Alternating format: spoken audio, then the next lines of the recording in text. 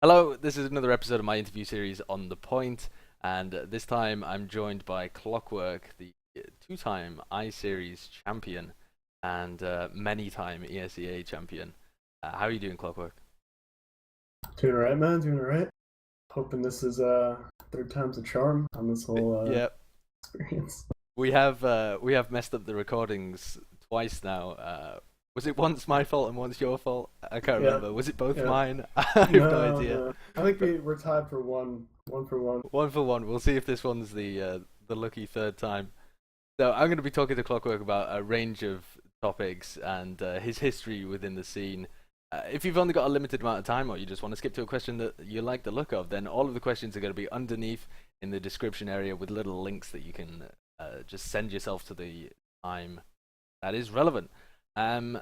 But before I start, Clockwork, we'll just give a brief overview of you as a player within the scene. So Clockwork is one of, if not the best scout in the game. He's got a phenomenal aim and deathmatch and has been playing at the top of the scene for a long time, since all the way back since season 7. So he's attended 3 out of 4 of the iSeries. He's won 2 of them with froyotech. He came second, never finished below a European team as well, which is Never will. something to Never. be proud of. So my first question comes back to season 7. So, how did you get into TF2? How did you get into competitive TF2? Right. Well, I started playing video games from like the earliest age you can imagine. I would think I was 5 years old when my parents bought me my first console, which was my Nintendo 64. And I loved video games. And even back then, they told me like little, I guess, anecdotes about like me playing when I'd get so mad when I messed up, when something didn't go my way. Like I guess I thought I'd be able to do it flawlessly, and I got hit by like a chomp or something, and I got like really mad.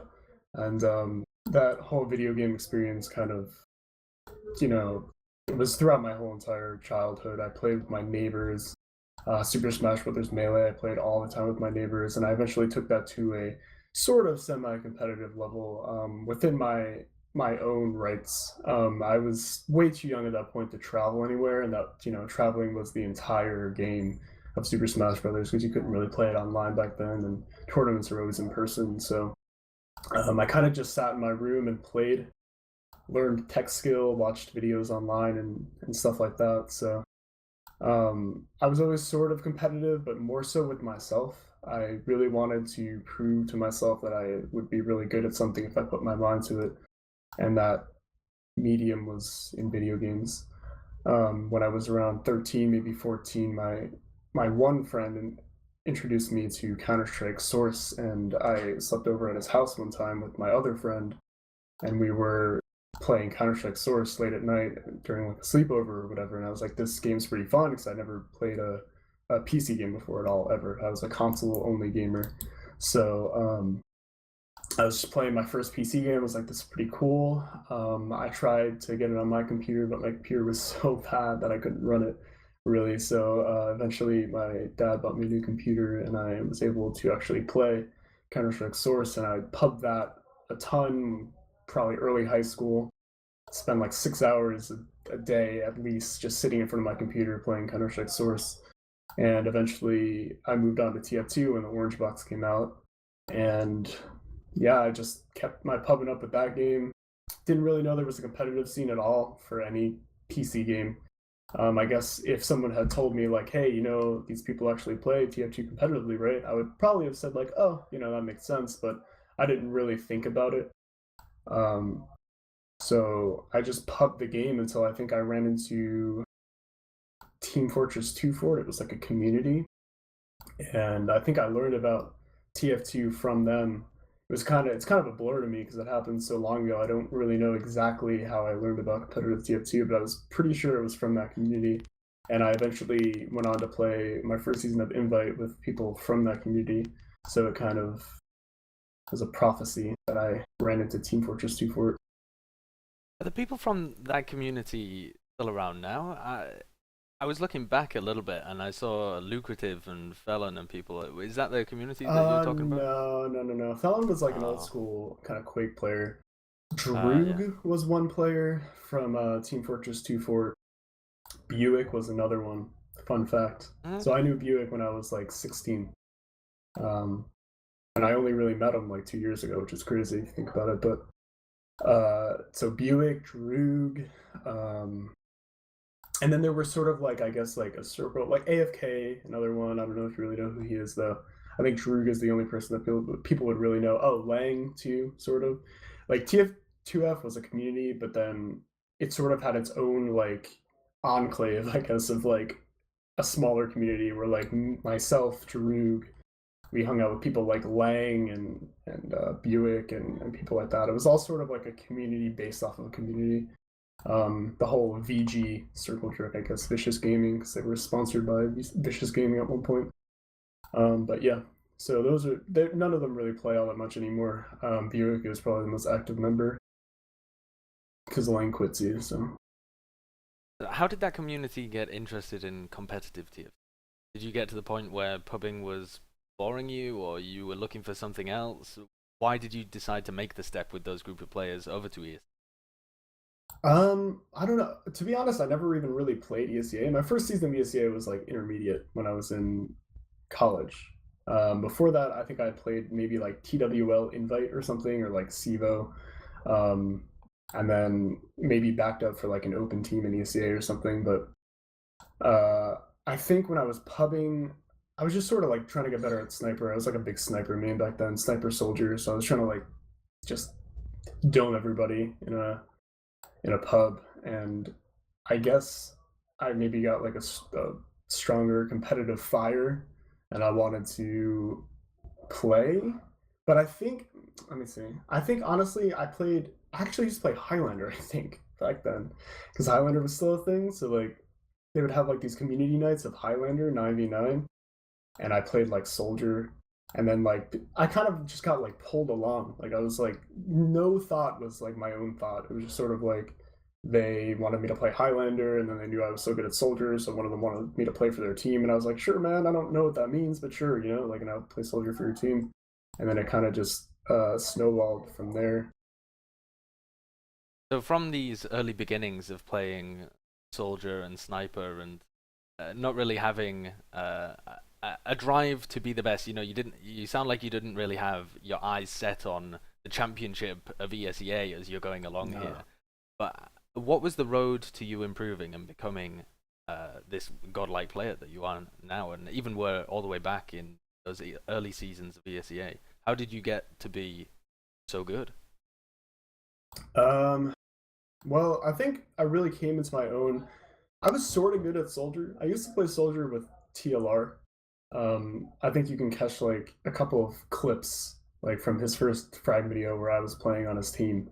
I think he stole an air shot from me or something in one of his videos. He actually has a video. It's called like double air shot or something. It has like so many views.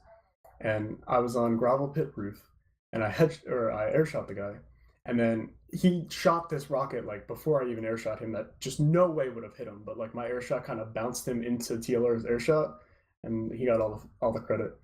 But What you're saying is you made TLR. I made him. I made him. I absolutely made him. But no. I was originally like a pretty okay soldier, like kind of respectable, but I really came into my own when I started playing Scout, which was probably more toward the end of my high school career, educational career. I was dating a girl at the time, my senior year of high school, so I kind of quit playing ESEA, or not ESEA, but TF2 in general, video games in general, as you know, devoted as I was before. I stopped playing them, and that was back when I played soldier and a little bit of sniper. So eventually, at the end of senior year, when I was going off to college, this girl and I were no longer a thing. So I went back to video games, and from that point forward, I think I started working on my scout. So I went into a bunch of DM servers. I got like a new mouse pad, stuff like that. I tried to get a 120 hertz monitor, and I just grinded DM. I used to play like lobbies with people and go sniper or scout.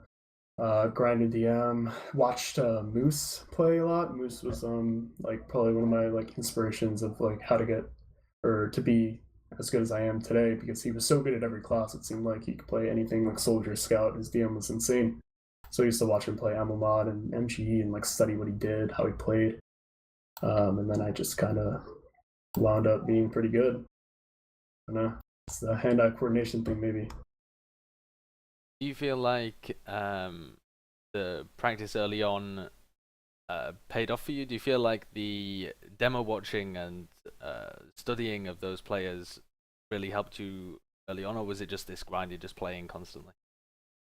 I honestly think, I mean, I might be wrong, but I honestly think watching people helped me better than actually practicing. I feel like I'm a very demonstrative person. I learn through demonstration better than I do through, reading, I guess, or like, I don't know, doing it myself.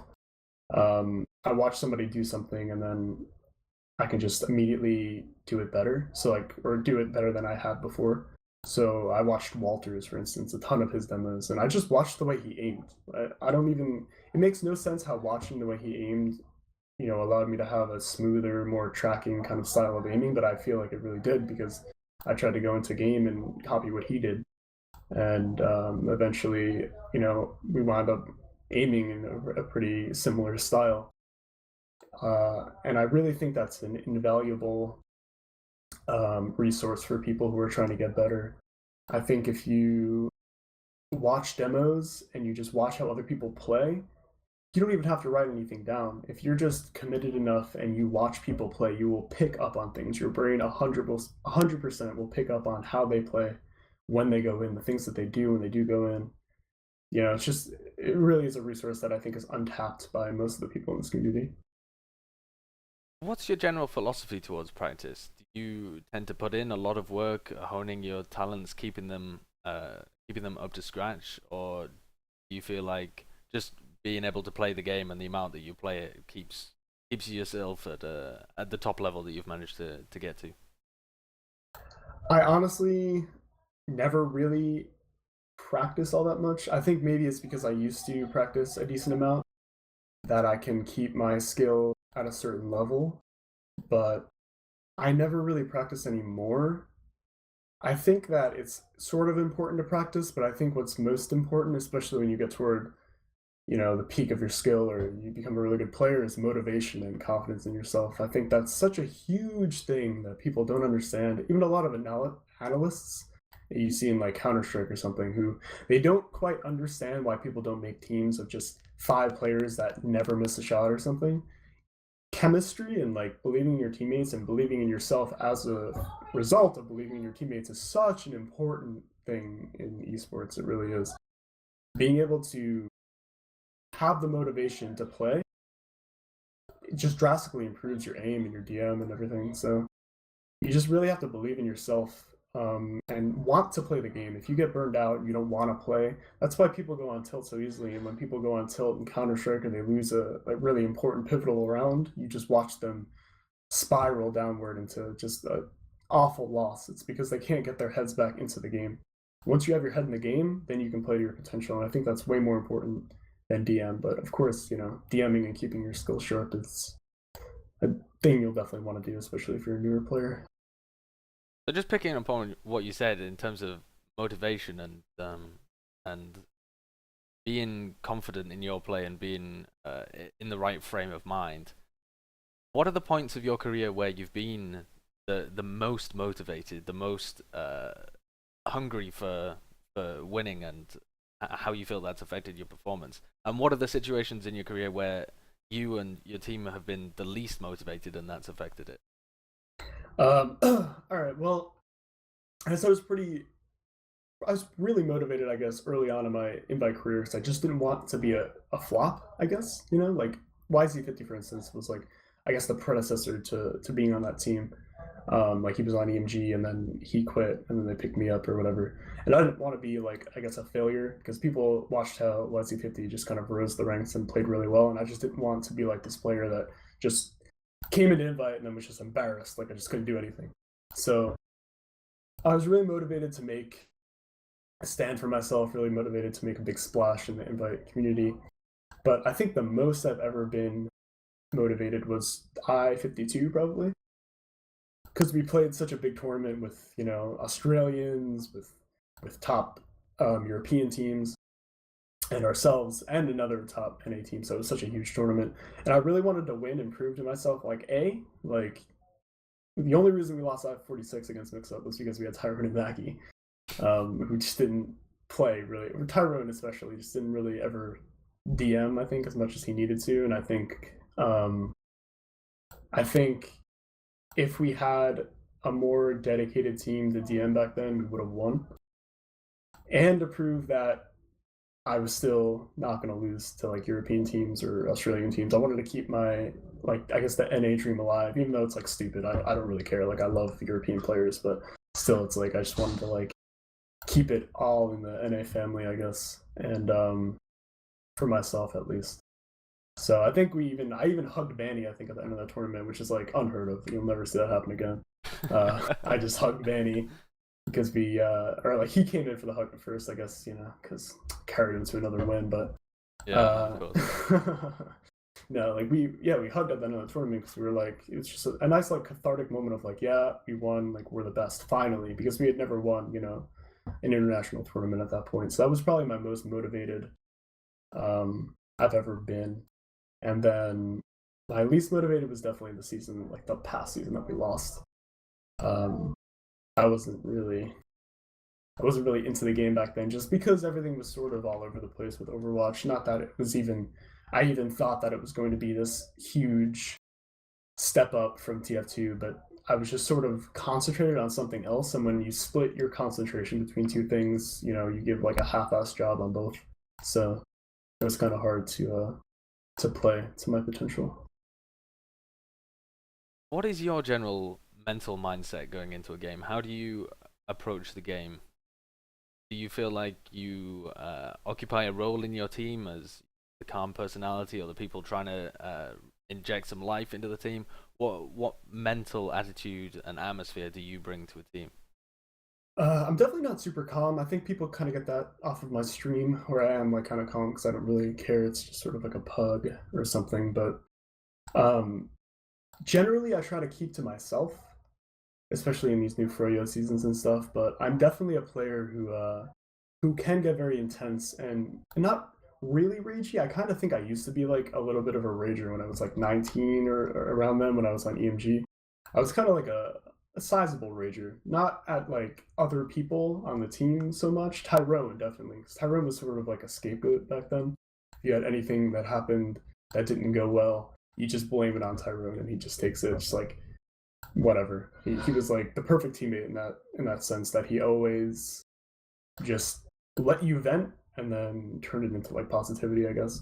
So I only really raged at Tyrone, which to this day I feel really bad about, because Tyrone was like, such a nice guy that like I should not have raged at him like I did. Like, Tyrone, what are you doing, Tyrone? Like it was not nice. But I think mostly I raged kind of like at the game, or like at how stupid like a game mechanic is, or like how stupid another player on the other team was, which I think is less toxic than doing it to your teammates. If you're like the kind of player who like questions every single thing that your teammates do, it really gets to them and it burdens them, and I think it makes them play a lot worse.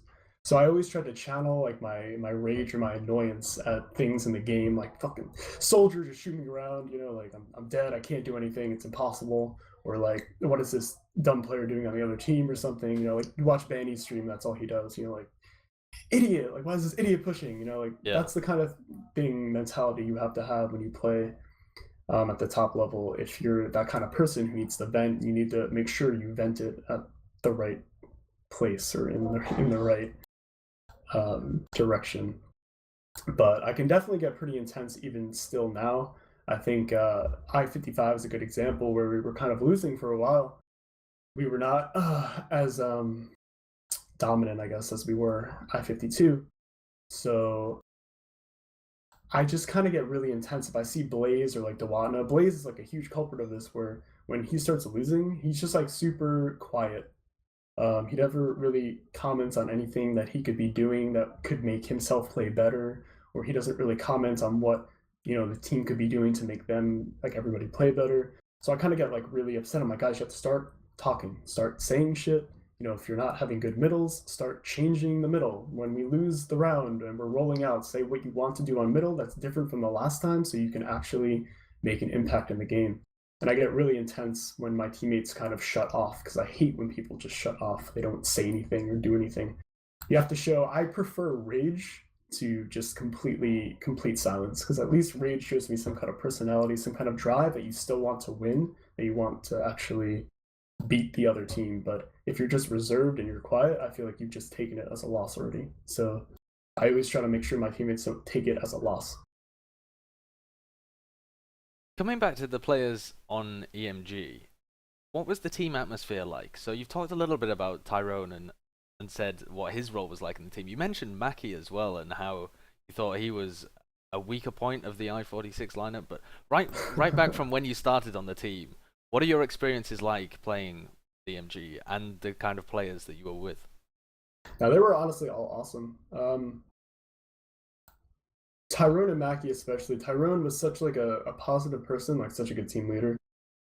And Mackie was just hilarious. Everything Mackie said or did was just the funniest thing I've ever seen in my life. I don't think, laughed at a person more than Mackie. I think it was I think we had Mackie and Shade on the same team, right? At some point. They're just like together, they're just like the funniest people. So if you have both Shade and Mackie, it's just everything they say or do is just so funny. But Mackie in general, he's just the one-liners that he has, it's just so funny. So I love playing on that team, because like he would just make me laugh like every time I scrimmed. And then you sort of get like that thing where everything that they do is funny, even if they're not trying to make a joke. Like you see Mackie get a kill and you just think it's funny.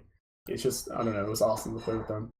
But I think that toward the end, they just didn't really have the time or even really the drive, I think, is what it mainly was, to keep their DM, to a top level. So I think they eventually either quit or nobody wanted to play with them anymore. But I loved the atmosphere of that team for a while, for sure.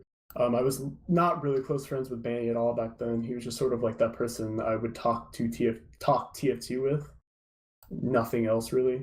Tyrone and Mackie were probably like the closest friends I have on that team, in the sense that they always made me laugh. So it was definitely a good environment. So if you were most attached to Tyrone and Mackie, and perhaps not so much to the other players on your team, especially Banny, what keeps bringing you back to teams with Banny? I mean, you're playing in froyotech at the moment with him as a scout partner. You played in in the previous froyotech as well, and you've played with him and Shade in quite a few different variations of teams. What brings you back to this core whenever you seem to join a top team again?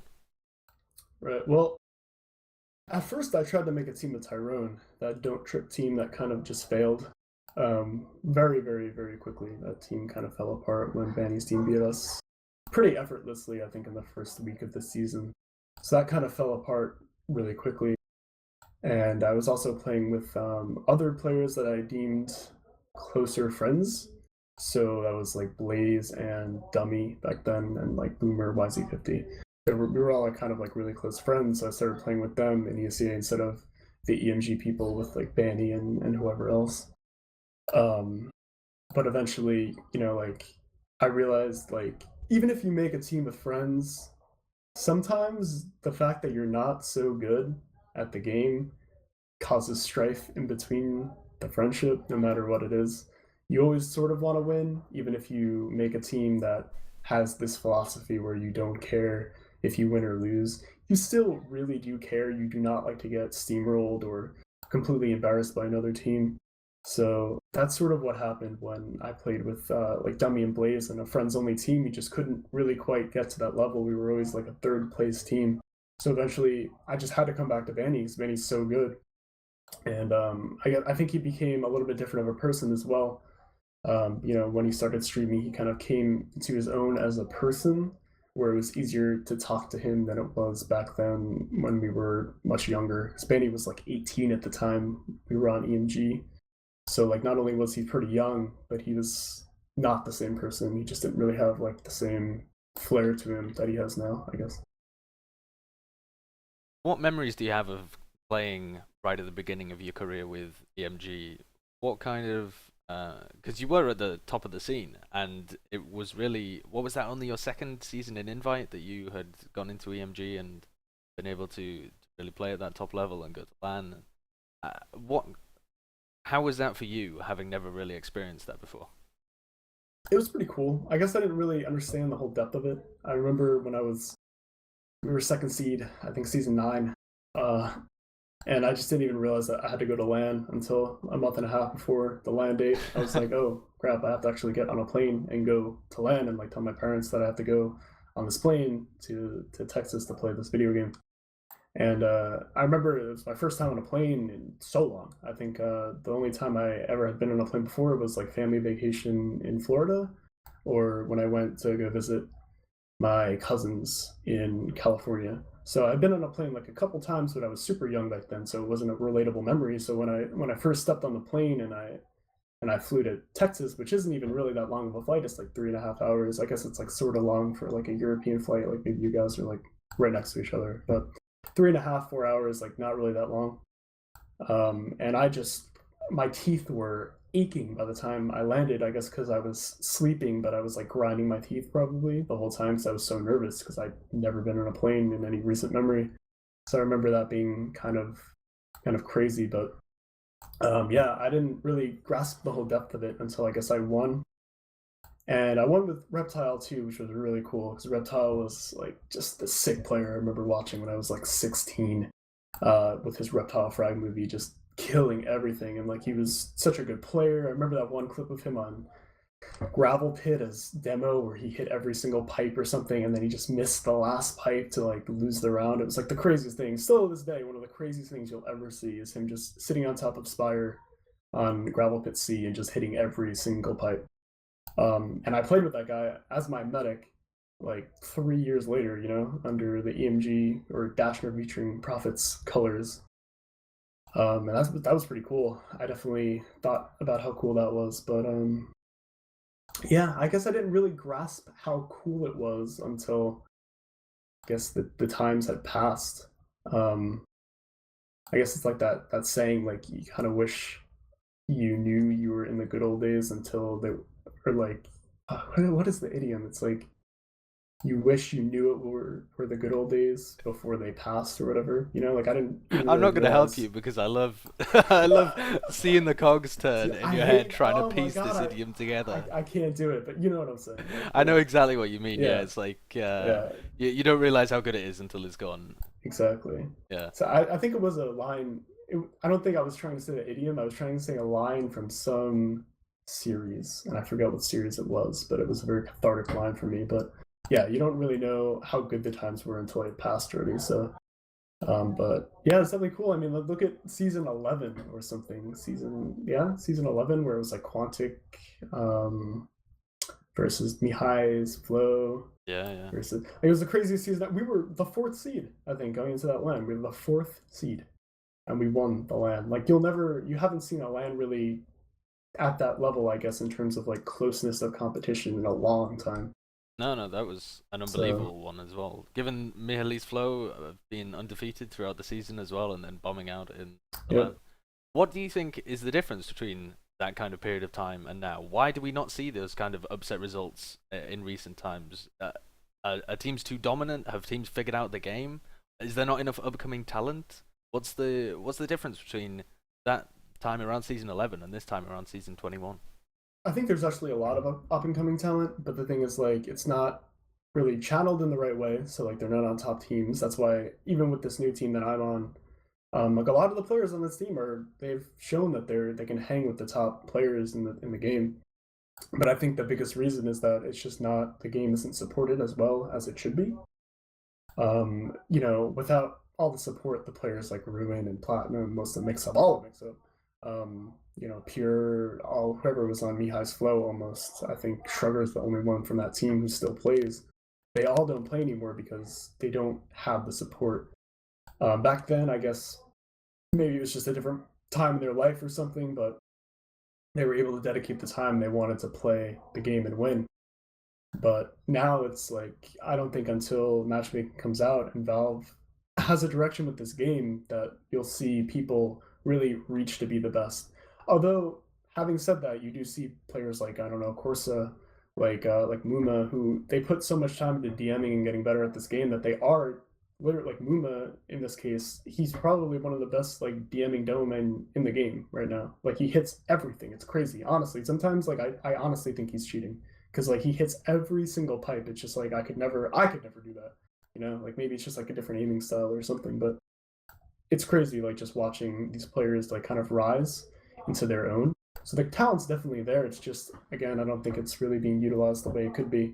I think if you see a lot more money in the game, you'll definitely see a lot of the top players kind of getting phased out of competition and out of the top teams, and new teams being made that make a stand for themselves.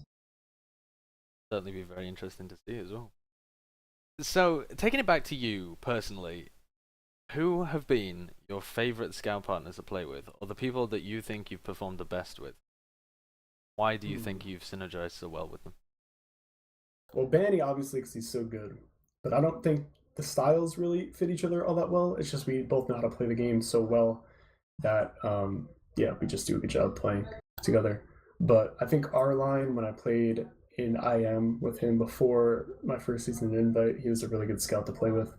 And honestly, Boomer, when we played with Tryhards, I guess it was, when Boomer was still on Scout, Boomer was really, really, really good at Scout partnerships, I guess. I don't know. He just shot everything I shot. He knew what to shoot at. And it was just refreshing, I guess, that every single thing that I shot just died faster because he was shooting exactly what I was shooting.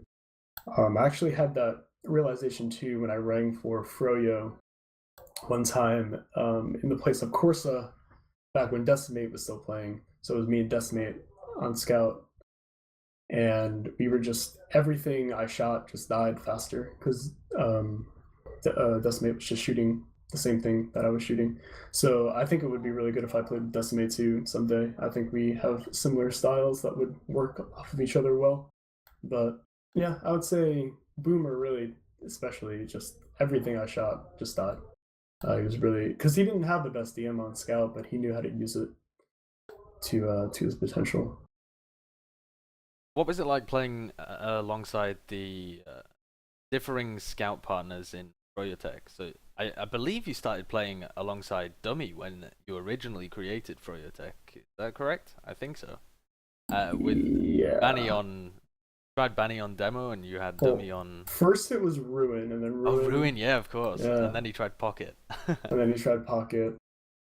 Ruin was pretty good. I think Ruin would have been a lot better if he had cared. I don't know. He was like a stream monster or something. It seemed like the only thing he cared about was pleasing his stream, and I think it kind of hurt like his gameplay. But he was really good at Scout. Then Dummy, that was kind of weird. I don't even know why we did that because he wound up back on demo. But yeah, it's kind of weird. It always sort of went back to Banny being the Scout. Even now, you see the same thing happening because even though Scout seems like such a simple class where all you have to do is shoot, just click on players and that's it, there's so much depth to the simplicity that not everyone can really do it. That's why you see Banny go to Scout and he does so much better than most people who are playing Scout because he just knows what to shoot, what to target. He knows how to play aggressively, when to back away. So definitely, if you watch Banny play, you can learn how to play Scout because he plays a pretty textbook, I think, a lot of the time. And then you played alongside Ash as well at I-55 and towards the end of the old froyotech. What was it like playing with him after playing with Banny? Ash is actually sick. Carter is like a really good gamer. He's really really like naturally talented. He's just good at anything. His DM is just really good and he knows how to play. I think he figures things out pretty quickly.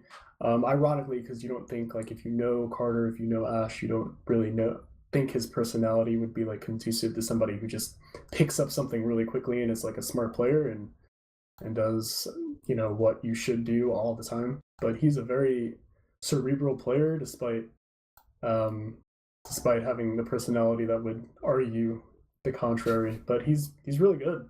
Ash is crazy.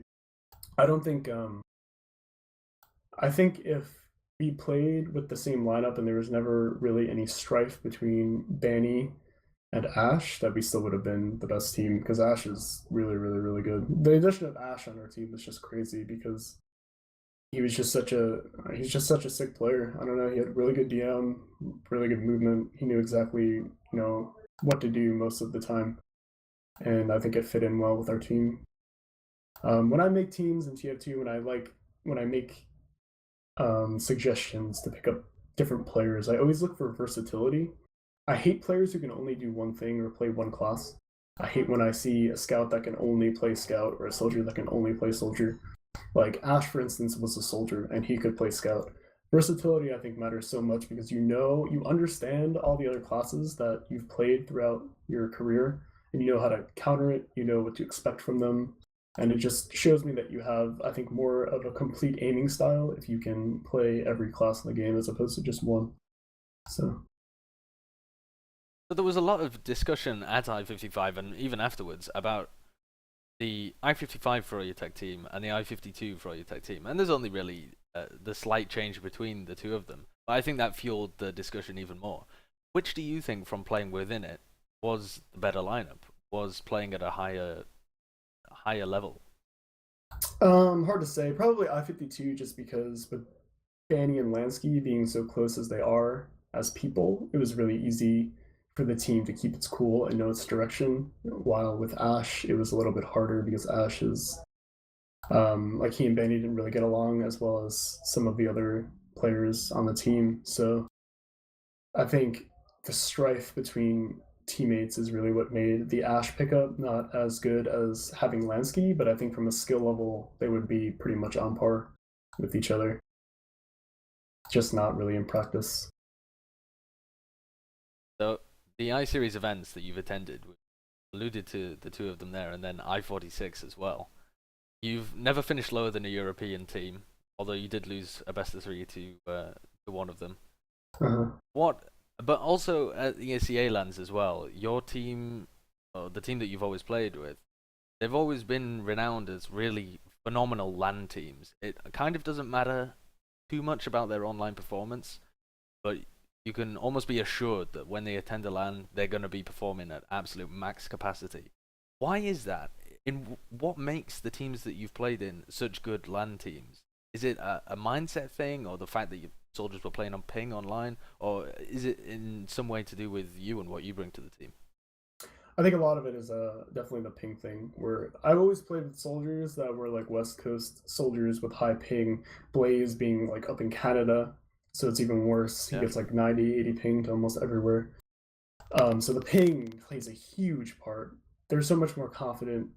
Even Lansky, Lansky had bad ping online. They're so much more confident when they come to a LAN event. They play so much better. So if you're able to exert as much dominance, or assert as much dominance as we did online, then when it comes to online, it's even easier for these players to make names for themselves. But it's also, I think, a little bit of the direction of the team, having the experience that we have, Banny and I. We've been to so many LANs, it doesn't even really matter anymore. It doesn't shock us that we're playing in front of all these people, or that we have all this pressure on us to succeed or to perform well. So it's a combination between, I think, experience and also ping. But I also think that you have to have a certain quality to you as a player to be just as good on LAN as you are online. Some people, I think, rely a little bit too much on their peripherals. This is just like a pet theory of mine, but I think they depend too much on like what exact peripheral they're using, what their chair height is, what position their keyboard is in, the texture of the mouse pad due to the humidity of their room for the most part. It's just all different on LAN, right? So like I think talent comes more into play on LAN because you don't really have those crutches to lean on. Like I've been playing the same way under the same circumstances for however long, so I've just learned how to play like that. Online, that's a whole new ball game. So if you're a talented player, just naturally talented, I think you'll do better online. What was it like going from the ESEA LANs? Because you said that you and Banny have played at so many LANs that it really wasn't it's not a culture shock for you playing in front of people, etc. But what was it like going from the ESEA LAN experience to I-46, where you're playing and there's people behind you and you're in a huge hall and then on the grand stage and you've got all those people watching and the games being casted, was that any different, or were you able just to zone it out? For me, I don't think it was really all that different because I like when people watch me because I want to show them what I can do. Like, I think when I was at I-46, all the Europeans were rooting against us, so I just wanted to show them, like, no, it doesn't matter. Like, just watch what I can do here. Especially at the end when I would go for crazier plays more often, I think, just because I wanted to prove to them that I could do it.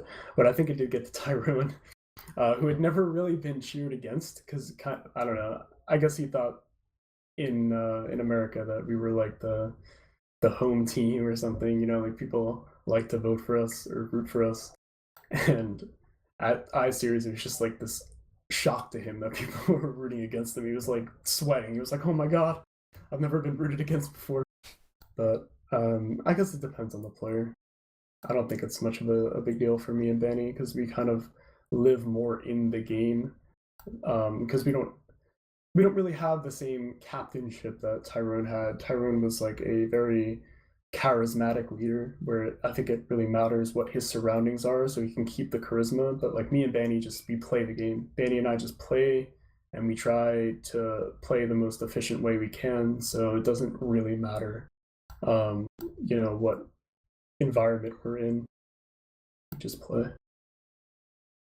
We discussed a little bit about ESEA LAN before when you said that you'd been there for the first time and you had to tell your parents that you were traveling to Texas in order to go and play video games, etc. But recently, over the past, when was it? Was it before Season 19? I think Season 19 lost ESEA LAN for TF2 because of the ESEA Pro League and the DS people moving to a different studio. But how do you think that has affected TF2 in general and the players' motivation to play? Has it had as big an impact as people might expect it to have? I think it does and it doesn't. I think certain players have stopped playing where I think Mixup's reason for not playing anymore was that there was no more LAN. So I think it definitely affected certain players where they don't want to play anymore because they just think it's not worth it. It's not worth it without LAN. But I think from just a viewership standpoint, and even our title as a semi esport, I don't think it really matters because even when we had LANs, they weren't really watched by many people. It's not like we had these like crazy turnouts. It was only really the I-Series LANs, right, where you saw just a crazy number of viewers watching.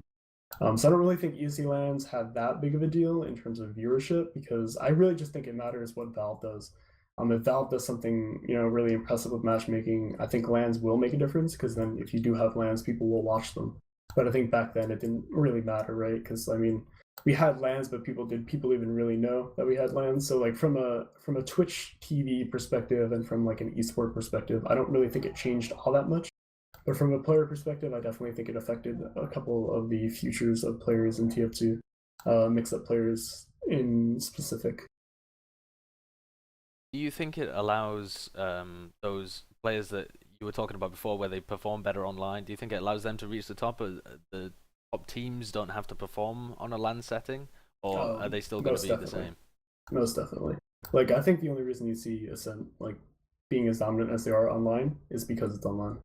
I don't think they've ever really been the team to do it on LAN. Granted, they didn't have 404 when they played at I-Series or at the ESEA LANs, but even still, it's not even just like the medic. Like all the players on that team just don't quite play as well as they do online, or maybe they even do, but the thing is other players from different teams play better based on what kind of pings they normally have online, or like the motivation to actually win the event because you're traveling somewhere to win instead of just playing at your house or at your apartment. So it's definitely a little bit different. It definitely creates a different motivation. Some people aren't quite as motivated, and some people just they know there's nothing they can really do. I think like Blaze and Lansky, for instance, whenever they played online, they just felt like it was just stupid.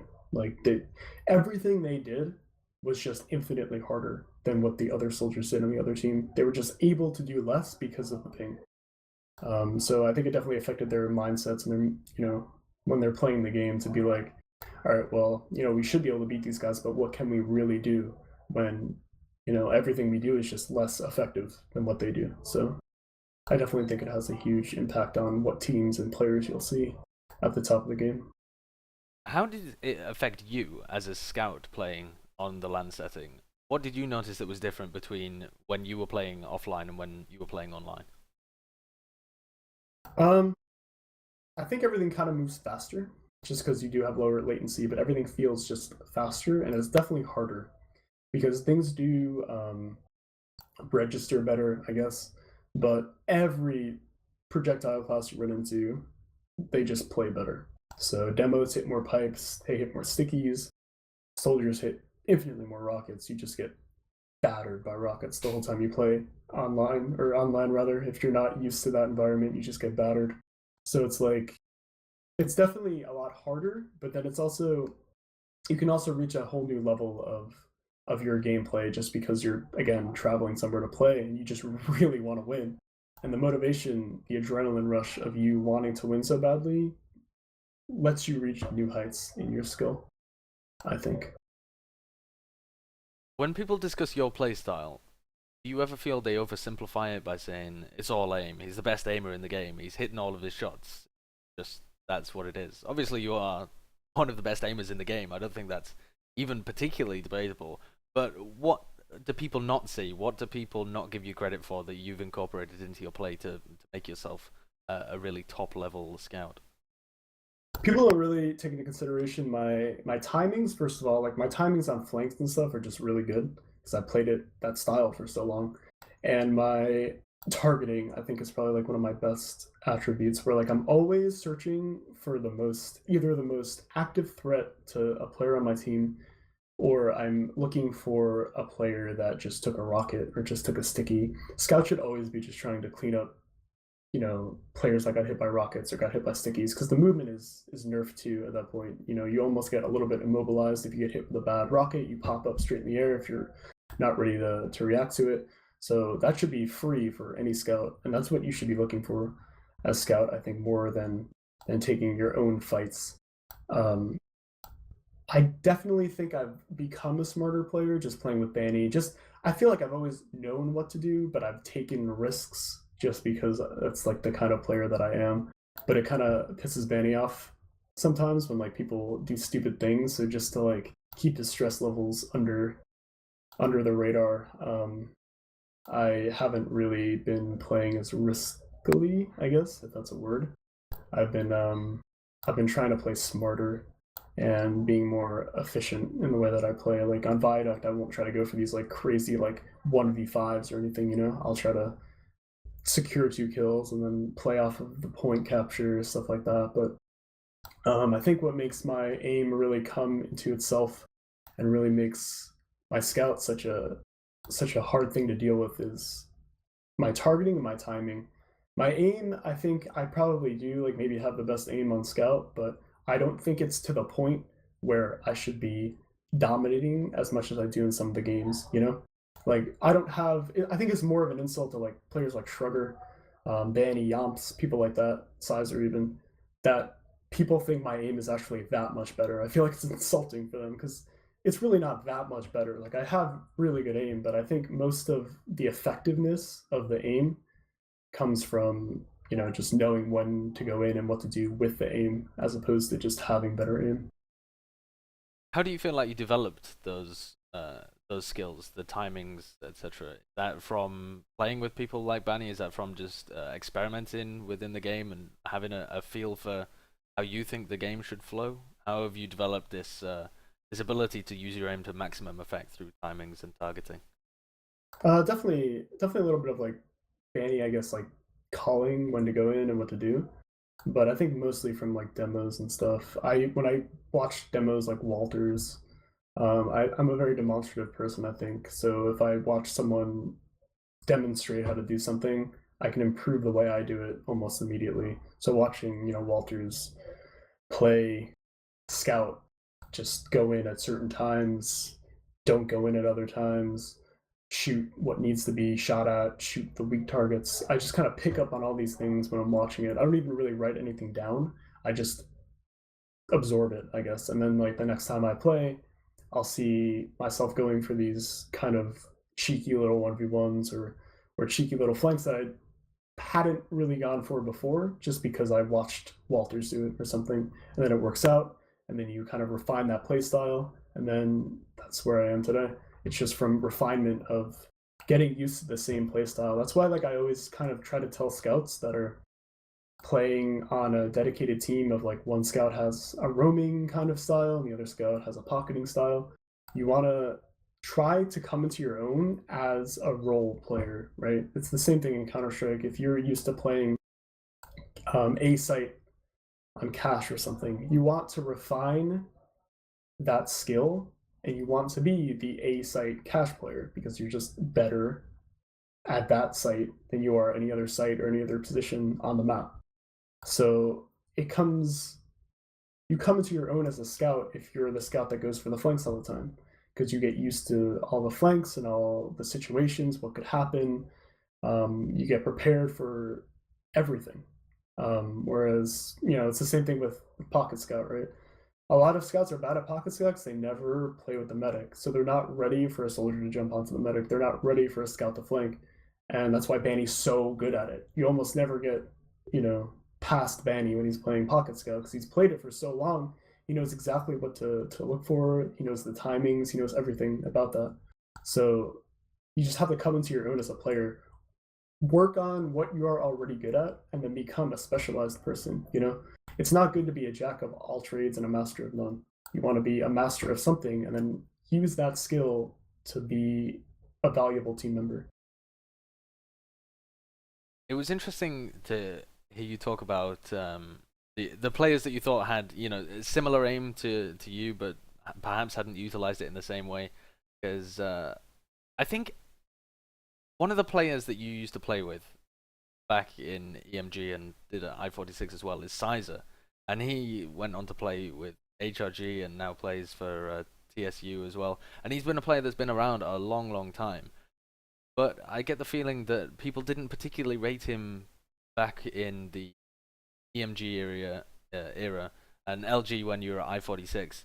They thought he was kind of an underperforming player, but he seems to be at a fairly decent level now. How do you think players like that have been in the game for so long have changed in terms of their skill?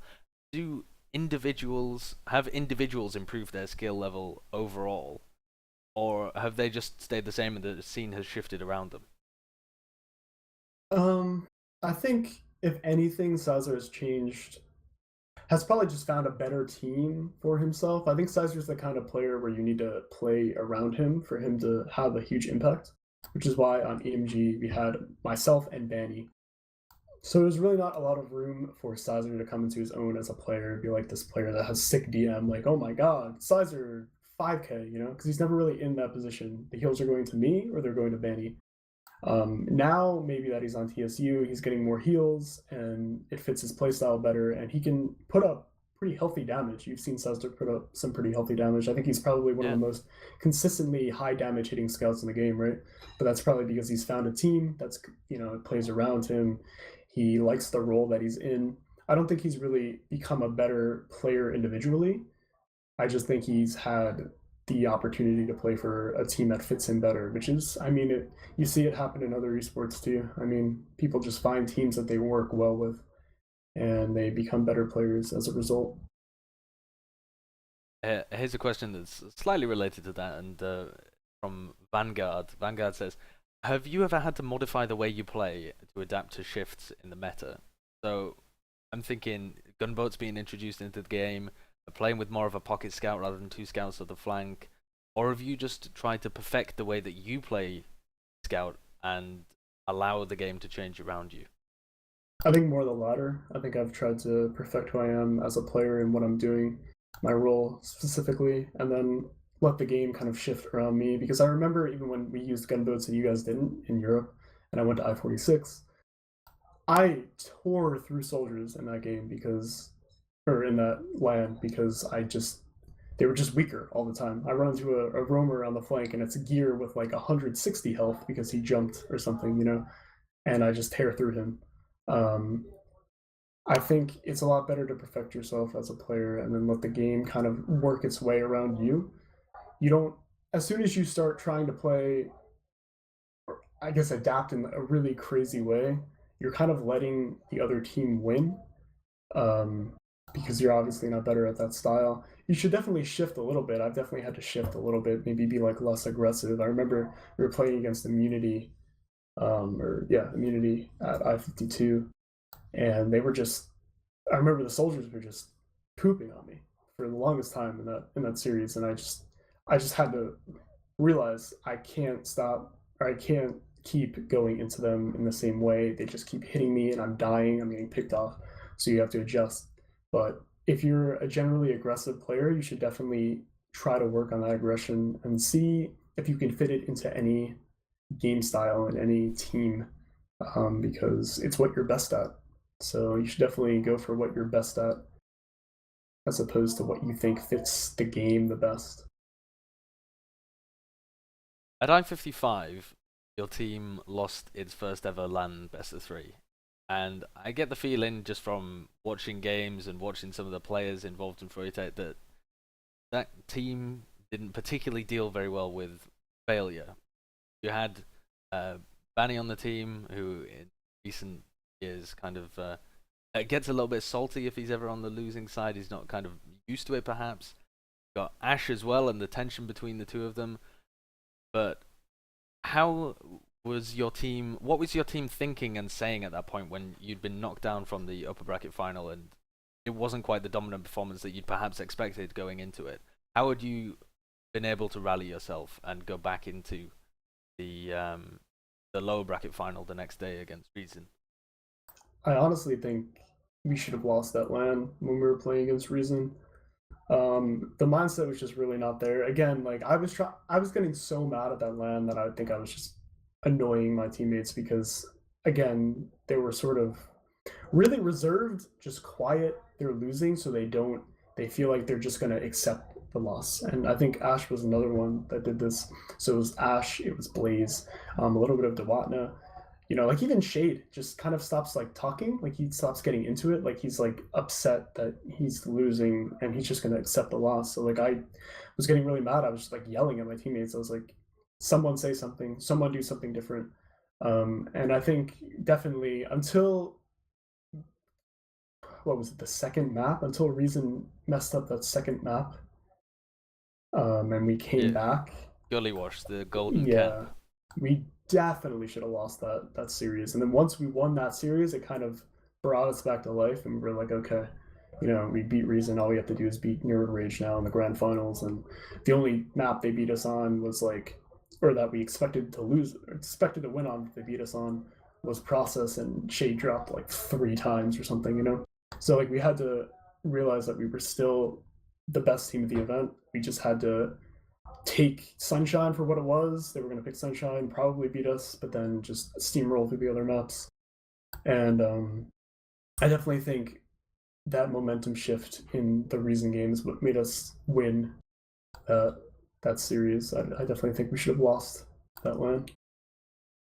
If you had lost that LAN, and this is going to be a bit of a wild hypothetical, so bear with me, but if you had lost that LAN, do you think that would have been the end of froyotech? Do you think the players within that team would have been motivated to carry on and come back at the next I series, or would that have been it for froyo if I-55 had not gone their way and they'd gone out in? Well, that would be 3rd place if you'd lost to Reason. Yeah. It's really hard to say. Honestly, maybe we would have taken like a break until the ESEA season before I series rolled around, and we had to prove to the community that we were the best team, the one that we should get the fundraiser for, or the team that the fundraiser should be for. So it might have, honestly, at best, I think we probably would have just cut Ash. I feel like Ash was only part of the team because Lansky couldn't play. So I think Banny definitely would have tried to cut Ash, and I don't think anybody would have really stepped in the way. I wouldn't have wanted to cut Ash if I was going to continue playing, but again, Ash only really, I think, played for our team for that next season in ESEA because we won the I-Series LAN. There's no reason to cut a player that won us the LAN. Yeah. So I think that's the only reason why he really played in that season. I think at best we would have just cut him, and then maybe like if Banny wanted to try out somebody else, and we would have tried to fit that new player into the team, someone who plays like a very dedicated pocket soldier, maybe is probably what we would have picked up. But yeah, I think it definitely would have been good for froyotech. I think I could have definitely seen Shade just kind of taking a break from the game, myself included, maybe. So we've perhaps been unfairly focusing actually on some of the worst parts of froyotech, despite the fact that it is the best team in the history of the game. So I want to ask you to bring it back into a positive note of froyotech. Is what made it the best team in the game? From your point, if you had to try and analyze what was different about froyotech compared to these other teams that have tried to beat you or tried to be at that same level, how were you guys able to overcome them and perform at a higher level? Well, I think it comes down a lot to myself and Banny. I think myself being probably the best scout, and then Banny being the best player. I think it definitely helped the team be as dominant as it is, or as it was. Not really so dominant anymore. But and Blaze as well. Blaze is a crazy roamer. I think he really brought the roaming that no other team had seen or used. And he's been that way ever since he really came to his own as a player. He's always been like this crazy roamer that does crazy things for the team on LAN. Never really underperforms. Always does his job and more. I've seen Blaze get the craziest kill streaks, like ending with market or not market gardeners, equalizer kills, and it's like, what am I watching? So he's definitely another player it's us three, I think, that built the team as strong as it was. And then Lansky was a really good pocket soldier. He was just a good leader. He knew how to communicate well with the medic. And even though Shade has his own little, um, I don't really want to call it a relationship, but a love-hate relationship with Lansky. I think that dynamic helped us out a lot too, where Lansky wasn't afraid to take criticism from Shade, because Lansky loved Shade, but Shade would always just mess with Lansky. So I think he was able to take that criticism pretty well too, just because he knew it was sort of a love-hate little friendship they had going on. So but I definitely think it's the key players that we had that we were able to play around these players, like myself, Banny, Blaze, and Shade being such a good medic.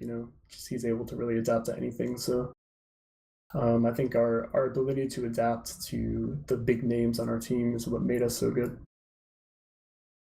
What was the dynamic like between Lansky and Shade when they were playing on the same team together? It seems from the outside like Shade had this incessant thing in his head where he just had to tease and pick out bits from Lansky just in kind of an amusing way. He always made a joke out of it. It never seemed to be bullying, but it was always a really funny and strange interplay between those two players. What was it actually like from within the team? Honestly, man, I have no idea. I think that might be one of the strangest relationships I've ever seen, because I do honestly believe that Shade dislikes Lansky, but he does it in a way where it's just funny and you can kind of sweep it under the rug if you're Lansky. It's so hard to tell, man, because even what you saw from the outside wasn't any different than what you saw on the inside. It was the same thing. Right? He was just always incessantly teasing Lansky, even at LAN, even when the camera wasn't on. It was just the same thing. So it's really hard to know. I guess Lansky takes criticism very well, and he's used to being like the butt of a joke, and Shade is just a huge jokester. So it kind of works well with each other. Like, you never see Shade make fun of me the same way, because like he knows, like, first of all, I probably wouldn't take it as well, because like, why are you making fun of me, dude? And two, I'm not really Lansky. So like, you need like some kind of special person um to tease, like he teased Lansky. It's a peculiar relationship for sure. Definitely one of the strangest I've ever run across in my life. I really have no idea what to say. I honestly think that Shade dislikes Lansky, but Why do you think that? Why do you think there's an undercurrent of actual dislike in there? So no, because he's never proven to me that he actually likes Lansky. I feel like there's never been like a very supportive conversation between the two that proved otherwise, that they liked each other, or that Shade liked Lansky. I know Lansky likes Shade. He thinks he's really funny. But I don't know. I've never been under the impression that Shade appreciates Lansky's company. And I think I'm a pretty good judge of character. I think I read people pretty well. And I feel like Shade just he's turned his dislike of Lansky into a liking of Lansky, I think, if anything. So like he dislikes him so much and likes to make fun of him so much that he's turned it into his own little friendship, but it's not a friendship the way you and I would have friendships where we play off of each other and do for one what the other does for the other, you know? Like you don't see that at all. That's interesting. I just have this stupid smile on my face. I don't know why it makes it makes me laugh so much. That the idea that Shade actually just vehemently disliked Lansky. Yeah, I don't know why this is so Steam's funny to list. me, but He what, didn't have sorry? him on Steam. Shade didn't have Lansky on his Steam friends list. And there was never any, just normal, casual interactions between No, the two of them. absolutely not. I mean, That's maybe so like odd. maybe it's like a small little reaction to something that happened in the game, you know, but like it wasn't some kind of rapport that you would see in just a normal everyday relationship. You can kind of have that like little back and forth between anybody if you're both playing TF2 together and something weird happens in the game or funny happens in the game. Yeah, You know, it could be me and Hardblue, you know, who don't really talk ever, but we'll laugh. Like I have laughed at something that happened in game in Overwatch actually with Hardblue because it was just funny. You could have that little back and forth, but never anything that would argue that they're close friends. So another area that I want to go into, again, froyotech, is give me the lowdown on what happened in that season 20 of ESEA. The team collapsed, there was a huge amount of drama. You tried playing Roma in the lower bracket final. Ash was playing... no, sorry, not Ash. Was No, wait, what? I can't even wrap my head around what happened. I can't even remember. I remember that two people swapped classes, and it went very badly. And the team just died straight afterwards. Ash was booted. There was a load of drama. What was it like on the inside experiencing this? that was just it was just such a stupid thing. I mean, like I told Banny even from the start, like after the first round, I was like, I cannot play soldier. Let me go back to scout and we'll win. We'll win. And like he didn't want to. It took us, you know, a 3-0 half to realize that maybe we should switch. And at that point, we were ready to addled and rattled to actually win the match. And then I think what really cost us the entire series was the ensuing Ash versus Banny argument, where it was like we kept telling. It was kind of getting frustrated because I kept going in, or frustrating because I kept going in to get picks or to suicide to get a pick and switch to sniper. And every single time I went in to die, Ash would just die. I just have no idea how it happened. It's like all you have to do is not be peeking an angle that you can die from, and that's all we're asking. And he kept dying. So it was kind of getting annoying for us, but at the same time, we weren't really treating it like we should have been, and we were getting on his case about it. Like Banny and Shade, I think especially, were kind of just like tearing into him about dying over and over and over and over again when I was just going in for a suicide. And he just kind of got fed up with it, I guess, because I don't think Banny he doesn't think that Banny ever really gave him the respect, I guess, that he deserved.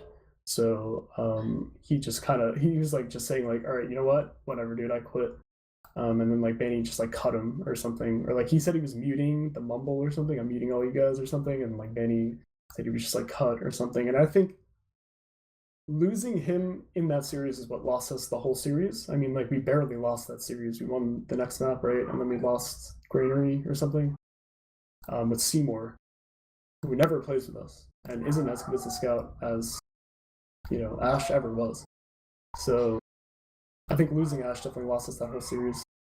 It was just a mind fuck. It was awful. And then like since it happened like that, and we had Overwatch to play on the side, I was just like, I'm done with this. Like I'm done. I don't want to play at least this oncoming season, or I want to take a little bit of a break. And then everyone kind of agreed, and yeah, we all quit.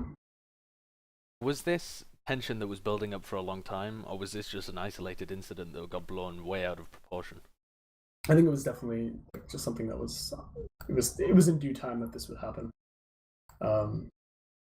Because Banny and Ash always had that little strife between them where like Ash didn't want to practice, or like he showed up late, or like it was so hard to get in touch with him or whatever.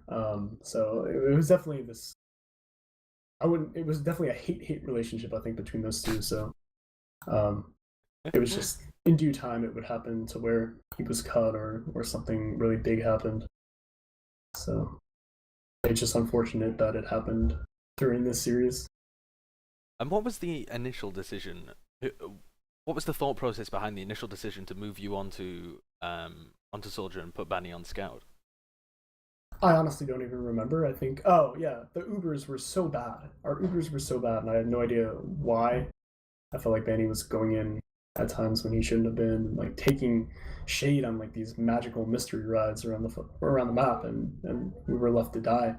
So I was like, let me go pocket, let me see if it changes anything. Where like I'll just literally play the Ubers to give it to you guys primarily. You know, you guys can take the Uber, I'll play Soldier, and I'll just do what I can do to create openings for you guys and whatever. And I think we just tried it for way too long. I don't like we should have realized right off the bat, the first 2 rounds at the very least that we lost. We should have just switched back to our default. And then the players from that froyotech team, half of you returned this season anyway, although in different places. So Banny picked up the other team, which is now the new froyotech. Iwatna ended up joining Team Solo Uber on Demoman as well, and you've now joined froyotech, replacing Decimate in that role. Why did you choose to come back now to play for this new froyotech? Well, I originally quit TF2, well, A, because I was just fed up with that season. But what did I say, 8, or did I say 1? A. You can go to B next. B, I was planning on playing Overwatch. And I guess in the interim of Overwatch being on hiatus, the whole team situation didn't really work out for me. I thought I was going to be playing with these players that I guess just didn't want to play with me, or like got different players instead. Apparently they thought that I didn't want to play or something. So they got like a different team. And I wasn't playing with the mix-up people anymore either, because they wanted to play for each other with the whole mix-up crew. That's that whole circle jerk. So it was really hard for me to care about Overwatch as much as I did before, because I don't really have a team, and I'm not the kind of player that's going to go into Overwatch and be like, hey, random people I don't know, I'm pretty good at TF2, like I have these kind of credentials, like pick me up and we'll try to play. Like I don't want to play with a bunch of strangers. If anything, I want to play with TF2 players. I also think they will be probably like some of the best players that Overwatch will see. So again, without a team, I was like, you know what, sure, I'll finish out the rest of the season with froyotech because I have nothing else to really do. I'll play Overwatch on the side. I'll keep my skills up in that game, and I'll try to win this ESEA season. So, how do you rate the new froyotech? You talked a little bit about the players and the fact that they had some upcoming talent. Muma, especially, you mentioned, but do you think they're capable of reaching the same peak that the old froyotech was at? Are they aiming for something slightly lower? Probably aiming for something slightly lower. I don't really think that they can live up to like the legacy that we've had all this time. If we do, it's just, I would honestly blame it on just being online. Like maybe they're just online players. I don't really think we have quite the experience and the versatility that we had on the original froyotech, but definitely the players are coming into their own as players. It feels more of like kind of a mixed team to me right now, just because we even have Free State, who doesn't even play medic, playing medic and stuff. So it's like sort of like a little bit iffy. We're just like kind of testing it out to see how well we can do and how we can improve as a team. That's why we weren't really all too upset when we lost that previous game earlier last week. It was just sort of like, okay, well, we have stuff to work on, obviously. It's not like we're like the old froyotech where we should have won by all means and there's no way we should have lost. We're a new team, so we're trying to work out the kinks and whatever else. Is that quite a new experience to you? Is it comforting to go back to the kind of non-pressured environment where you're not expected to stomp over everybody, or do you prefer being absolutely at the top? I don't know. I mean, it's definitely new to me. I haven't done it in a very long time, but I don't think I really prefer it. I don't really like being the kind of player that needs to step up and carry every single game to win. Maybe this, maybe it was the wrong idea to play on a team like this. Like maybe I'll be expected to like come up with like 3Ks a lot, but I don't really prefer being that kind of player. I'd rather be able to play pressure free with my teammates just doing what they need to do. Even though I think I'm good under pressure, I feel like it takes a lot more out of you. It's like exhausting to be a player that's expected to come up with these like crazy streaks, which is why it kind of got exhausting anyway playing online, right? Like even the old froyotech, I mean, you saw me pulling out a lot of, I feel like, dominant performances, like the Viaduct one where I got 90 or so frags. It's just, it gets exhausting after a while when your teammates have 90 ping or they're not really doing as well as you think they should be. It just gets tiring.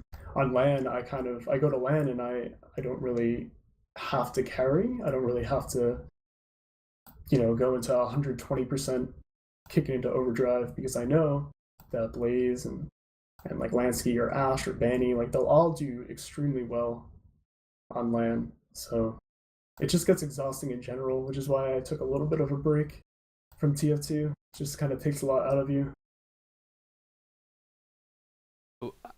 When you look forward to your future personally as a player in TF2 and also Overwatch you were talking about as well, what do you see within the next year? Are you going to try and, when the beta opens up for Overwatch, get with some TF2 players who are looking to go at it more seriously? Do you see yourself carrying on with this new froyotech team and trying to establish another period of dominance? What are your plans for I honestly think that if TF2 gets to be really big with matchmaking or even grows a little bit, we'll definitely try to put together, just me and Banny will probably stick together and try to put together the best team that we can.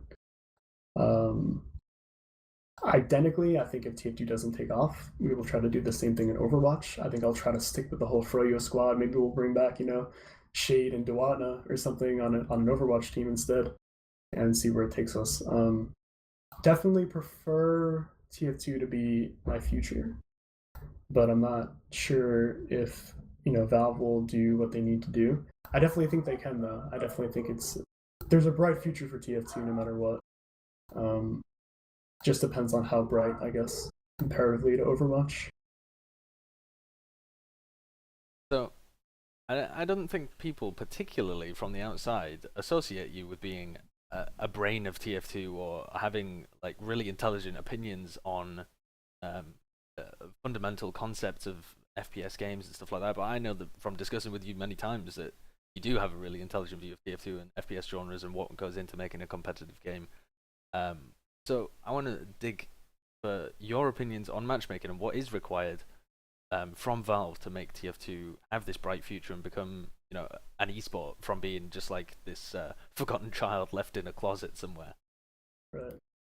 I think the most important thing is direction. I think from a community standpoint, a community will just follow, especially a developer like Valve, into the depths of hell. Anything Valve wants to happen, if they prove that it's something they care deeply for, the community will just kind of accept it. If they're like sixes, class restrictions of 2 per class, maybe 1 per medic or something. The community, I think, would be able to stand behind that because it's Valve that's talking. It's not we as competitive players saying, no, you can't do this. You have to play this way. It's Valve, The community has always cared about what Valve wants from the game. The argument has always kind of been that's not what TF2 was supposed to be, But if Valve steps in and they give the game direction, can't say that anymore. That's what the game is supposed to be. Valve wants the game to be this way, so support it. And I think it will definitely be supported. From a mechanical standpoint, from like an item banning standpoint, I honestly think they just need to rework a ton of the items. I think a few of the items are kind of fundamentally flawed, like a Sandman or something. So I think what they can do with that is they can just make it such a bad weapon that nobody really wants to use it. I don't really think that would be too out of line. Most people don't use Sandman anyway, and I think most of the pubbers especially kind of hate that weapon. I think people don't give pubbers enough credit to where they think that the pubbers love all of these items, like the Wrangler and the Sandman and whatever other stupid item exists in the game that shouldn't be there, like the Phlogistinator or Thompson, yeah. Or what's the other one that deletes projectiles? Oh, the short circuit. Yeah, like I think a lot of people hate these items. I think you'll find a lot of pubbers that do agree that these items are either fundamentally flawed or they just don't. They should be nerfed in some kind of way. So I definitely think it just needs direction from Valve. And what I would like to see more on like a mechanical side of the game is like I would like to see maps maybe smoothed out a little bit, less props that can kind of stop you when you're surfing, or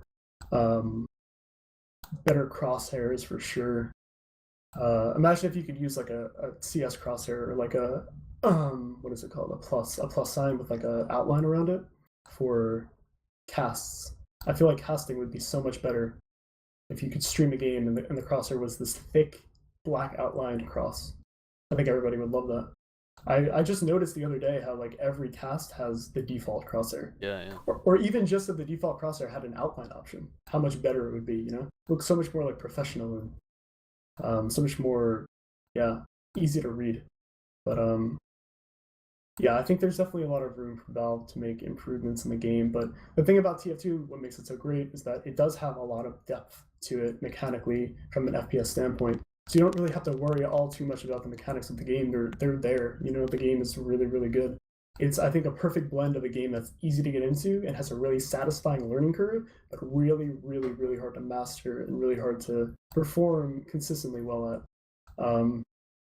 I think Quake is a good example of this not being the case, where Quake is very, very hard to get into because strafe shipping is such a huge part of it. Item timings, knowing the maps down to a T. It's hard. It's definitely hard, and it's a burden of knowledge for people, and it's a very high barrier to entry, and people don't want to do it. TF2 is a little bit different. Definitely ease of access. There's no like crazy bunny hopping things you can do, but there's a lot of depth out of a double jump on Scout. Every pubber knows how to double jump. They know how to double jump extraordinarily well to help them win a 1v1 against a soldier or a 1v1 against a demo. Most of them know. They're really bad at double jumping, but they can at least grasp the idea of double jumping, which is super important. So, what do you think would be the correct level of compromise between the game that we currently play, the 6v6 that the community has worked on for so long to try and get a game that really has a lot of competitive concepts that we really value? So what do you think would be the correct compromise between that and the kind of open whitelist, open class limits, etc., that would be the ultimate entry? Right. I guess, again, like I said before, I think like class limit 2 on like everything that's not medic would be really good. I think it kind of gets a little bit iffy still when you have players that can switch to like a medic when you have 2 medics. I feel like that's a little bit, it's just really hard because counting Uber is something you should always be able to do, in my opinion, right? So like you should always know how much Uber the other medic has, but you won't know if somebody on the other team switches to medic who wasn't medic before. So it gets a little bit iffy where it's like, okay, well, this guy could be medic. I guess I'll have to peek into last. Okay, he is medic, but is he on quick fix? Is he on Kritzkrieg? Is he on Uber charge? What percentage is he at? Because they can all be different depending on which gun he has out. Whereas before, you don't even have to really worry about one medic and what medic gun he has. So it's like, I think medic is really the only one where you'd want to have a limit of 1, and I don't really think that would bother any people, right? Because it's not like there's some kind of myriad of or plethora of medics that want to play the game. Like, oh my god, I can't wait to play medic in 6s, right? Medic's a pretty iffy class for people. You need to have like the right mindset and the right mechanical skill, I guess, to play medic, and some people don't like to play it, don't have the motivation to play it. So I don't think that would really bother people. But I do think class limit 2 should exist for every other class, because I don't really think it'll matter either, because I think 2 soldiers demo, 2 scouts would be the best anyway. I think that would probably be the best no matter what. Even 2 demos would be kind of, I don't even know if that would be that good. It'd be really hard to push, I think, off of like 2 demos, but I don't know. Maybe I'm wrong. But I would be willing to accept that as like a a new strat. I don't think competitive players should have this mindset where the sixes we know and love is the sixes that should always be played. The whitelists that we know shouldn't be the whitelists that are incorporated into top level play anymore. Again, that's a barrier to entry, and you don't want that for newer players. You want ease of access. You want them to be able to use the pump sim or something, if it gets nerfed a little bit, or like in an ESEA playoffs match. You want a player to recognize the fact that any item that they like playing in a pub, in a Valve pub, is free game when you get to the top of the game. It might not just be the best option, and it probably won't be the best option, but you have to allow the player to have that option. Otherwise, it just gets too restrictive again, and people think that the competitive community is just stepping on the toes of the worst players. So unless there's some kind of Valve sanctioned whitelist, which I still think is a little bit iffy as well, I don't think whitelist should have a place in TF2 anymore. What are your opinions? So we've been talking a little bit about kind of the fundamental concepts of what makes TF2 a good game. What are your opinions on Overwatch? A game that you've talked about a little bit. You tried to start a team in it. You were playing with some of the mix-up guys. Not Enigma, the team that was really ranked second in North America and probably one of the best teams at the moment.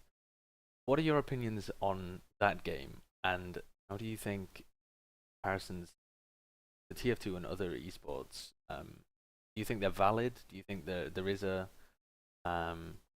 comparison to TF2 in the way that so many mainstream journalistic articles have drawn it? Funnily enough, I think someone just messaged me on BattleNet or something saying that Seagull's team lost or something, some tournament that they were playing. Well, maybe not the best then. Yeah, so maybe, yeah, but I don't know. The game is just not an FPS game. To not throw anybody under the bus, I guess I have been talking to people that are on these top teams, or at least one person in particular that's on like one of these top NA teams. And we've agreed the game is just a fundamentally awful FPS game. It's just not good. There's so many heroes that there's just nothing about the hero that stresses aim whatsoever, or even movement, or even mechanics at all. You look at Winston, like you actually have to have your crosshair be like 75 degrees away from the target to actually start missing the electricity, right? So whereas you come in for a flank on scout, right? There's two parts of the skill of that. There's the timing of when to come in for the flank, and then there's the follow through. With Winston, there's no follow through. It's just the timing. So it just takes an aspect away from the game completely, where it's like you really can't miss. I mean, you can try your hardest to miss, and you will probably hit a 95% like LG, I guess if you want to call it that. You'll have 95% accuracy because you can't miss unless the player on your screen just appears behind you or 90 degrees to your left or right. And you see heroes like Zenyatta. Zenyatta, to discord somebody, which means to put an orb on them and make them take extra damage. Infuriating concept to begin with, right? But the only constraint for that, the restriction, what you need to have to put a Discord orb on somebody and make them take extra damage is by having a keyboard plugged in to your motherboard. That's it. You just have to have a keyboard and have taken a typing course in elementary school or whatever, where you learn where all the keys are and you hit E. It just prompts you. You don't have to have your crosshair near the person. You don't have to skill shot it. The recipient of the Discord orb can't even line of sight it. They can't even hide behind a building. It just goes through the building. So you just have to be present, a conscious human being at your computer, to hit E and make the other player take extra damage. And it's the mechanics like that where it's just so, you just wonder like why they exist like that, because it's just taking an entire layer out of the game that makes it difficult and just putting everybody else on the same level. So I mean, you can be an FPS player and you can go to Overwatch and just expect to have as much of an influence as players who come from Hearthstone, who come from World of Warcraft, from Heroes of the Storm. It's all the same. And that's, I think, the biggest problem, is that it might be a good competitive game. It might end up being this huge kind of esport. But if it does, I mean, I think a lot of FPS players won't want to play it because it's just not that type of game. It's not an FPS game. It's fundamentally awful. in terms of mechanics. So I don't think there's a little bit that comes into play from TF2. I mean, just knowing like how to harass, how to come in for flanks, how to heal a priority, you know, as Mercy or something, or another healer. But I mean, that's really where the similarities end. I mean, it's really only similar to TF2 in the sense that it's like, I guess like the whole concept behind the game, right? Because you see like payload maps and stuff, but as far as the game's actually played and put into practice, it's nothing like TF2 because nothing you prioritize in TF2 when it comes to aim or movement or anything, none of that is incorporated into Overwatch. It's all just clicking keys at the right time. So it's like a first-person MOBA is what it is. It's a slightly more personalized version of Smite, is what I think about it as. When you first picked up Overwatch or first started hearing about it, did you hope that it would be able to combine kind of the MOBA-esque elements of timing these ultimates and strategies with actual interesting mechanics from an FPS point of view? Absolutely. I mean, I hope that was what was going to happen, right? But that's not what happened. I mean, you look at a hero like Genji, it just literally goes against everything that an FPS game is. You just can't even shoot at him half the time. You know, like one of my biggest wishes for Blizzard is for them to give me a kill bind, so that when I walk out of spawn and I see a Harmony or Genji, I can just hit kill in console, because I would just spawn faster and hope that he's not there when I spawn again. It's just so stupid. It leaves you absolutely helpless. Everything in the game is based off of inability. Initialization, initiating a fight, escaping a fight. So there's so many times when you just feel absolutely helpless, right? Because you don't have your ability. You used it to get into the fight. You're getting chased down. What do? You're dead. You have no movement. And even if you had movement, you can't escape because Winston just auto-aims you. You know? Everything has like an auto-aim aspect to it, where Winston's either actually auto-aiming and the electricity just follows the player no matter where your crosshair is, or the weapons themselves are just so easy to aim with. Reaper shotgun almost never misses. Reinhardt hammer, you could be aiming at the moon and hit somebody on the floor, you know? So it's like, it's just very hard to consider it as an FPS game.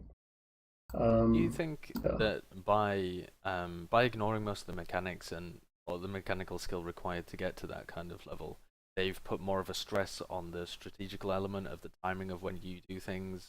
Or do you think it's only taken away?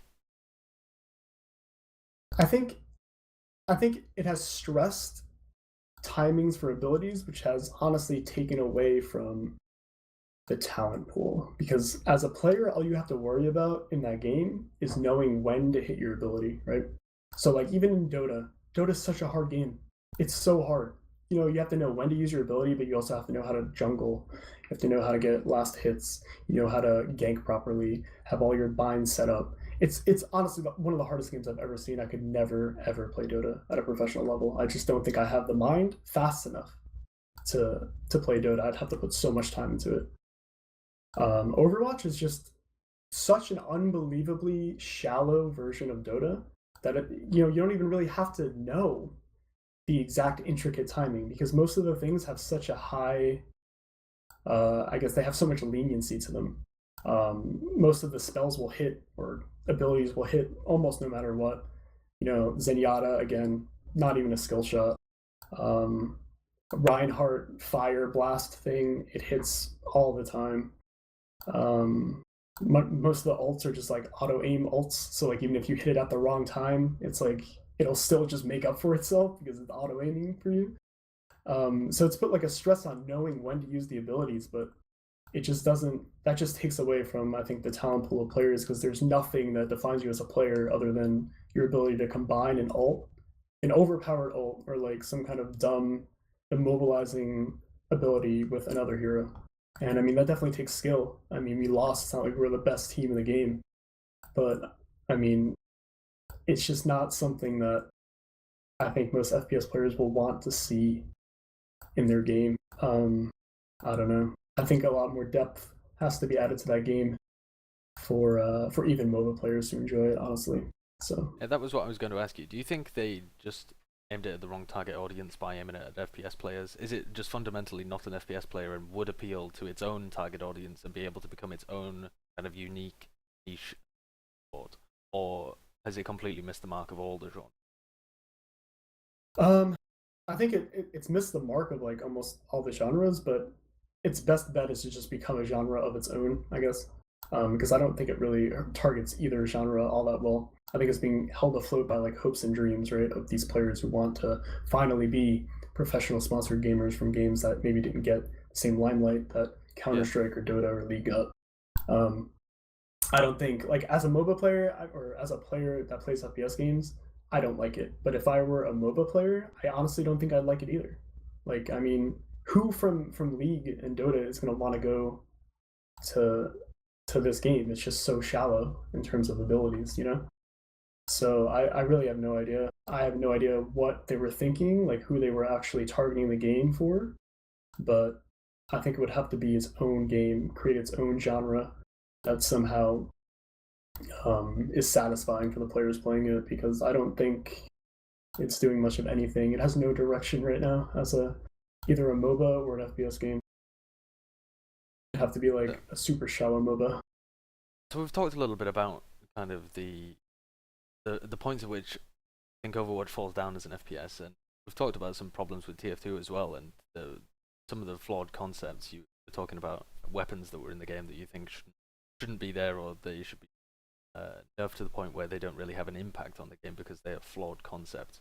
And I've heard you rant about pyro and loose cannon and a range of different things that you think should really have a place in a competitive FPS game.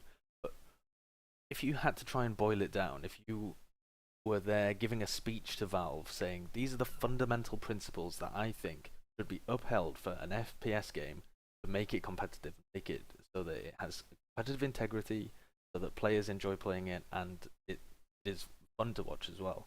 But what kind of core concepts would you be trying to distill in your?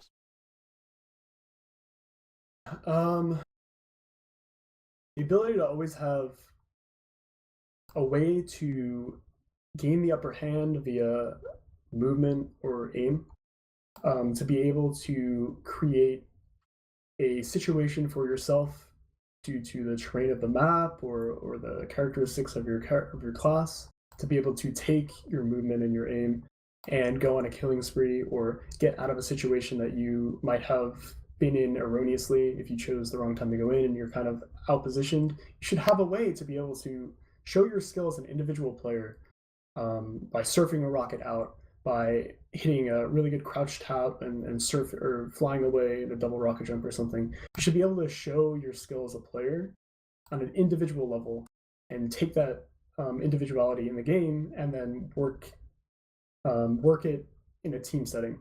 I think that's something that Counter-Strike shows very aptly. I mean, I think TF2 does it as well, but not many people watch TF2. So if you want to watch or think about a game that is fairly popular, you can look at Counter-Strike. I mean, there are tons of mistakes that people make, wrong positions and whatnot, but their aim or their movement or their knowledge of like the smokes, the flashes, anything gets them out of that position.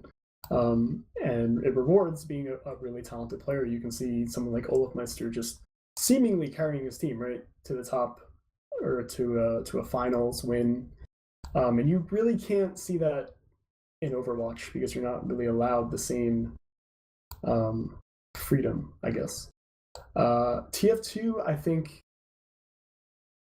it does really have just good fundamentals. I honestly think they've hit the nail on the head on a lot of the ways that the classes work. Even Pyro is like kind of lame, right? But I mean, it's not a good enough class to really impact the game. Something that Valve I think does well that Blizzard doesn't seem to be doing with Overwatch is Valve has like this class Pyro, right? And I think honestly when they were making this class, they thought to themselves it would just be a class for the players who are new to FPS games who just want to shoot fire, you know, that's it. They probably knew going into it they shouldn't make Pyro this amazing class that can run really fast and take over a game because it's too easy. It's just too easy to aim, right? So you see like Pyro's dominating in maybe really low level pubs, but the more you get better at the game, they're almost never used. And now they're argued to be the worst class in the game, right? And they understand that. They're like, okay, very shallow concept. Air blast is kind of like only really does damage at close range. I think Blizzard is trying to make all of the heroes that are seemingly fundamentally flawed be like run all the time. They're allowing Torbjorn sentries to be up whenever someone wants to build a Torbjorn sentry or a Bastion, whatever. And it just hurts the game, I think, because it creates like just too much variety to where you can't really form a strategy on how to fight it. You have to just constantly be like evolving your rock paper scissors game, right? I just don't think that's a good competitive standpoint. So I think Valve does a really good job in that they prioritize the classes that I think take a lot of skill, take a lot of mechanics. So you see Soldier, Demo, Scout, all of these classes take so much talent, and you can make so many individual plays off of Demo, Soldier, Scout, Sniper, even Medic. And they're leaving the classes that are a little bit iffy to be situational classes, right? Classes that you use when you know that the team is taking a long time to cap middle. You go engineer, you build a sentry at last. You know you're going to lose to. The other team has Uber, you run a pyro. And it creates this nice little dichotomy between, the defending team knows they have to run pyro. The attacking team probably knows they're running pyro because they have an advantage, so they have to work around it. And I think that's a cool little back and forth of the game. And I think they do a good job at that, and I don't think Blizzard does. So fundamentals, good aim, good movement can do almost anything for you, but you still need some strategy and teamwork to win. So I think it's also exciting for the spectators, right? So like people love to watch Olaf Meister just go off. People love to watch, let me think, like if you've ever watched TDM and Quake, they like to watch like Toxic just go off. Just get like 1 million kills with quad damage, right? Perfect example, quad damage. You need an individually skilled player to take the quad damage and turn it into a frag fest. Same thing in TF2. People love to watch me get kill streaks of 3. They like to watch Banny or Muma get like a crazy det and kill 3 people. You need the individual talent to be there, and you need to channel it into a teamwork environment.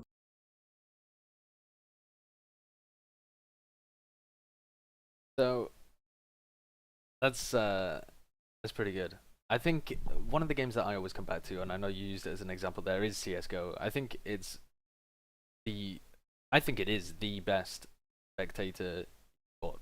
I think it has almost everything. I think it has almost everything you could possibly want from a spectator esport. You have the fantastic individual talent, the strategy and team play. You also have the added economy, which forms like even more strategy and another layer of depth underneath it, and is fantastically easy to pick up and fun to watch. I think we should use that as a model, and I think it would be great if other people aspiring to create such a great spectator esport could look at CS:GO as a model. Because yeah, definitely. Not everything can be the same as Quake is a fantastic game, but it didn't really hit the mark as from a spectator point of view or having the same player base, etc. Absolutely. Like that's what makes Counter-Strike so good, is that it's predictable. It's like almost predetermined, especially from a spectator point of view, right? You know they're going to go to A, you know they're going to go to B, and you know what site they're going to go to because you have the radar as a spectator the whole time. So it's like the suspense of what's going to happen. You know that there's 4 terrorists outside of B and 2 CTs in B. What is going to happen to make these 2 CTs defend against 4 terrorists or something, you know? That's the cool part about Counter-Strike. TF2 is kind of similar in the sense that it's like, okay, one team wins middle. You as a spectator, you know that team has uber advantage. So what is this team going to do on second? What is this team going to do on last to be able to defend these 2 points and come back and win? And it's just a cool little predictable back and forth. And it's good because it shows strategy. It shows, the ability for one team to realize we're at a disadvantage, we need to run a pyro, or one team to realize, we have an advantage, I want to get in behind them and see if I can get the sentry gun early, or see if I can spot the pyro out, or pick someone even that's going aggressively to try to pop our Uber. It's a cool, predictable back and forth, and Overwatch doesn't really have that because it's just a constant flux of people just switching heroes. just over and over and over again, and just it's not as easy to follow either, right? Because everyone's so squishy. It's not as choky as TF2 because you have so many abilities that can immobilize the opponent or just send you across the whole map to where you can't really hold. I mean, when we played on Not Enigma, I'll tell you one strategy was that there was never an actual defense. No one actually defended like they do in TF2. They don't hold choke, they don't hold flank. They just attack. And I mean, that's like kind of cool in a way to watch. But you don't really know what's happening because there's so much garbage happening at the same time, you know? It's so hard to follow. It's just an unpredictable mess, I think. And yeah, definitely TF2 does a better job, and Counter-Strike is definitely the model to go for. So, last week you guys lost to the EVL team. You said that you weren't feeling too bad about that. You guys are really a new team rather than an established players, despite the fact you're playing under the froyotech banner. What do you think about that team? They really don't have people who've played at the top of the scene, unlike froyotech, TSU, Ascent. You think they're going somewhere, or is this just a lucky streak at the beginning of the season? I definitely think they're going somewhere as a team. I think that Ascent and our team are definitely the better team. I think that we kind of lost that last game for ourselves. We kind of lost the game with 50 seconds left from their last to our last. So we definitely did something that could have been fixed. But they're definitely going somewhere as a team. This is a perfect example of how, I mean, the old guards of Invite, the whole idea that like you can only be a top team if you're one of the 20 people who have been playing for 3 years. That's not true anymore, you know? With youth comes a lot of motivation and a lot of willingness to improve. So, you know, willingness, motivation to be the best in the game. And you see like all these players on EVL, they're just DMing super hard. They want to win. They want to improve themselves as players. So the competitive drive, the fire is still there. It's just up to Valve to make a really good medium for, like, with which we can take our competitive fire and go to LAN events across, you know, the world, be sponsored and play this game full time and improve ourselves from that point forward. The dream indeed. The dream. The last question that I've got for you here is one from Crimer, and I think it's an absolute blinder, so I've added it in. He says, and this is my final question: did you ever get the prize money for I-55? I did get the prize money for I-55, and it was how late was it?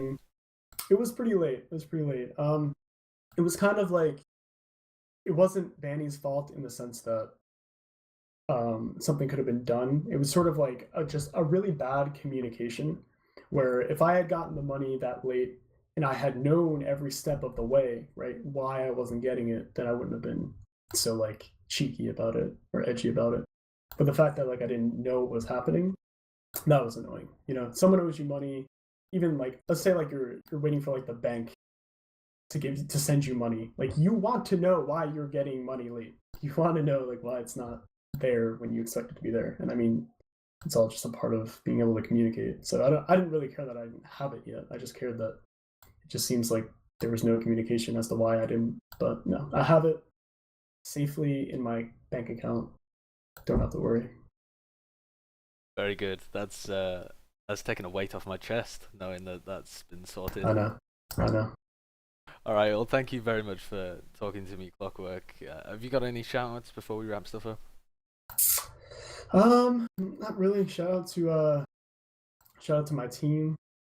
If anybody likes this interview, they can shameless plug, check me out on Twitch, and even YouTube. I have a YouTube channel, twitch.tv/clockwork and youtube.com/clockwork, with the latter O being a 0 and 2 Ks.